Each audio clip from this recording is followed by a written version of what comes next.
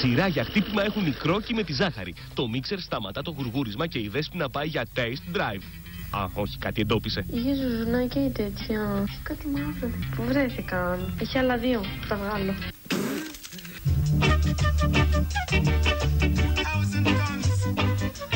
Ο Μπαράκ Ομπάμα συναντήθηκε και με τον Βρετανό Πρωθυπουργό Ντέιβιτ Κάμερον, με τον οποίο έπαιξαν και πινκ-πονγκ. Πινκ-πονγκ. Πινκ-πινκ-πινκ-πονγκ.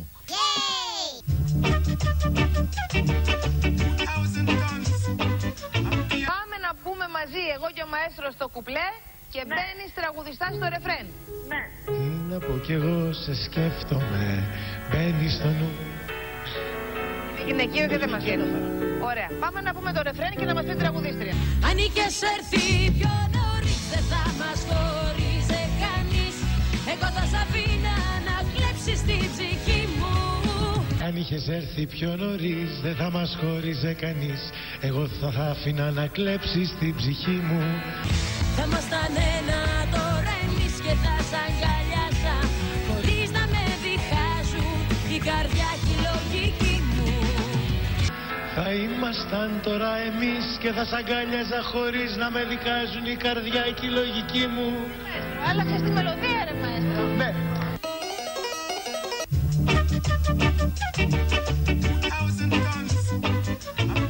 Κοίτα πόσο γρήγορα του πάω. Πατώρο σοβαρά μιλάς. Πατώρο σοβαρά μιλάς. Ας πάσουμε τις καρέκλες. Μητσό, νόμιζα ότι σε Σηκώσατε σε παρακαλώ.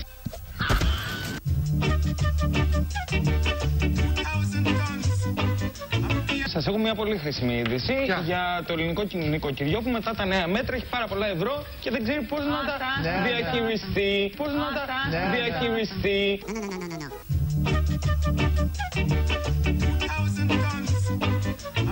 Νομίζω ότι ήταν η παπάρα του μήνα. Δεν τυχαίο όπως το λέω έτσι, το χαρακτηρίζω παπάρα. Αν το πούμε παπάρα, θα λέγαμε στις παπάρες που λέμε κάθε μέρα, λέω ότι είναι μια παπάρα. Το λέω παπάρα ή της βόλεψής μας, γιατί εκεί μας βόλεψαν δεν χάνει.